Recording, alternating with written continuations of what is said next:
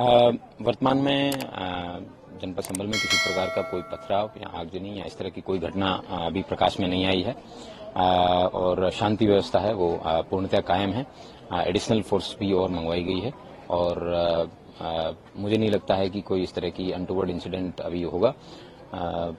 Mobile की जो internet services हैं उनको सस्पेंड करने के लिए एक दिन के लिए मैंने डीएम साहब से रिक्वेस्ट किया था और शासन द्वारा वो रिक्वेस्ट अप्रूव कर दी गई है। तो एक दिन के लिए इंटरनेट सर्विसेज हैं वो बंद रहेगी और मैं उम्मीद करता हूँ शांति व्यवस्था कायम रहेगी।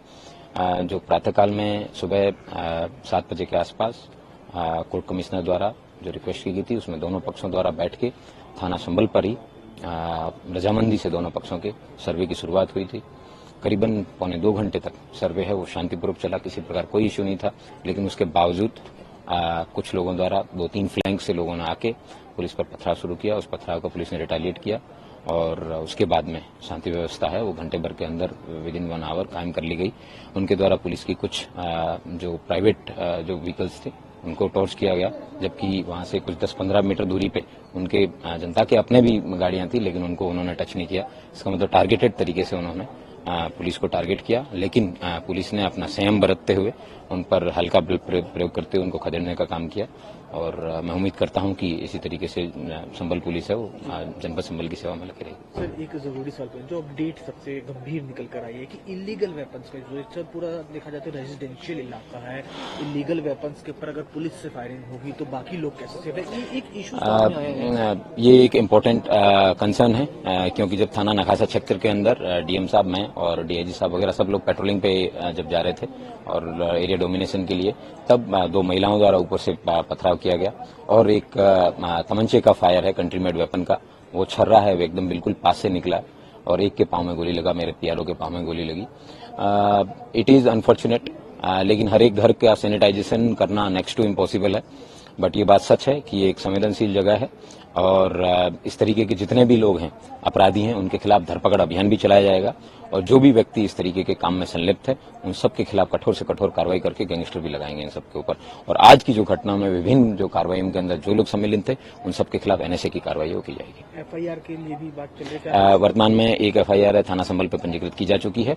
जितने भी मजरूब हैं पुलिस के करीबन 20-22 लोगों को चोटें आई है, उन सब लोगों द्वारा अपने अपना बयान दिया जा रहा है और उनकी जो है मेडिकल भी करवाया जा रहा है और उनके द्वारा अपनी अपनी एफआईआर है वो रजिस्टर की जा रही है। 21 लोग कुल डिटेन किए गए हैं अभी तक, जो आपने बताया डिटेन किए गए 2 फीमेल है 19 मेल है। क्या कुछ खबर कुछ बताया उन्होंने, क्या कुछ था पूरा, क्या माइंड वॉश किया गया क्या, क्योंकि सब उन लोगों के मोबाइल से चेक किए जा रहे हैं to understand whether there was any conspiracy और नॉट, कि किस तरीके से इकट्ठे होकर एक साथ 3 फ्लैंक से ये लोग आए, जबकि वहां पुलिस की फोर्स भी मौजूद थी।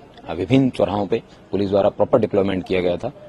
ये बात उल्लेखनीय है कि जिस तरीके से इन लोगों के द्वारा इकट्ठे हुए तो उस कंस्पिरेसी का पता लगाया जाएगा और उस पर भी अभियोग पंजीकृत करके कार्रवाई निश्चित। नाबालिग बच्चों का सर इन्वॉल्व होना पत्थरबाजी में एक चिंताजनक विषय आप लोगों के लिए?